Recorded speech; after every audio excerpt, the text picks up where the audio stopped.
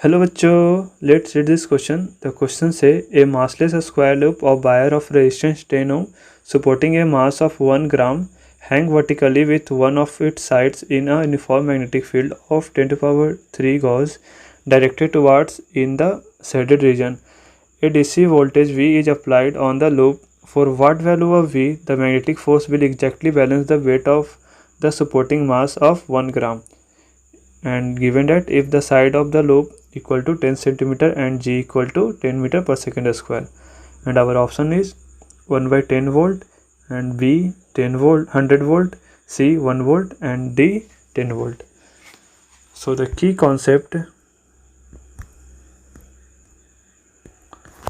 used here is magnetic force on current carrying wire, right?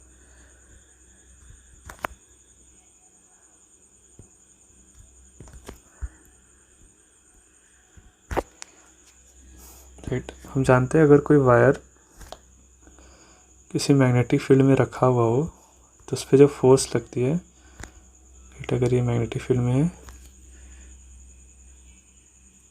तो इस पर जो फोर्स लगेगी F इक्वल टू क्या होती है, I L cross B, right,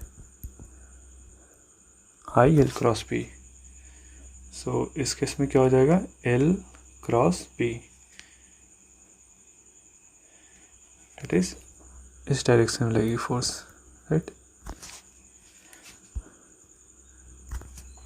so हमारे पास F क्या हो जाएगा, I B L, right.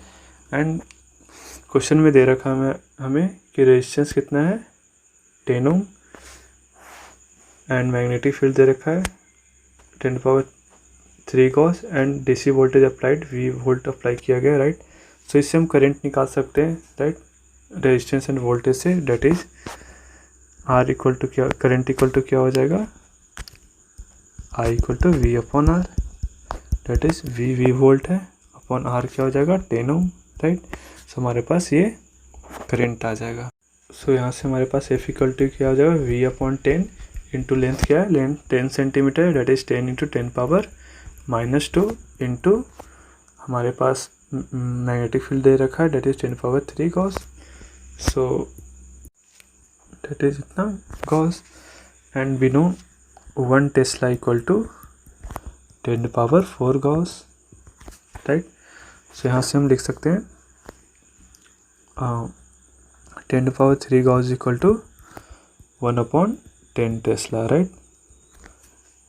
So हमारे पास F अब क्या आ जाएगा, that is F equal to 10 से 10 कैंसिल आउट हो जाएगा, that is V into 10 power -2 into 10 power -1 and ये सारे SI यूनिट में है, सो ये न्यूटन हो जाएगा, राइट.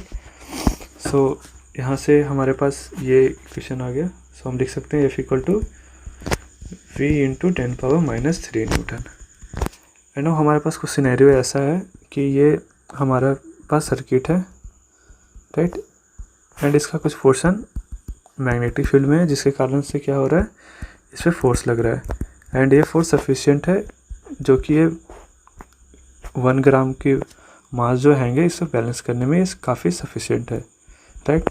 सो हम इसे लिख सकते हैं लाइक हमें क्वेश्चन पूछा गया कि कितना वोल्टेज कितना होगा कि इस मास को ये बैलेंस कर सके. सो हम यहाँ से लिख सकते हैं mg equal to V into 10 power -3.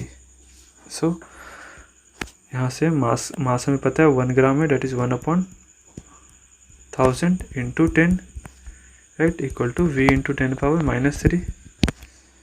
So यहाँ से हमारे पास V आ जाएगा, लाइक ये 1000 है, ये कट जाएगा. सो हमारे पास V इक्वल टू आ जाएगा 10, राइट. सो जो V की वैल्यू होगी हमारे वो होगी 10, that is option D, right. Hope you understood it well. All the best.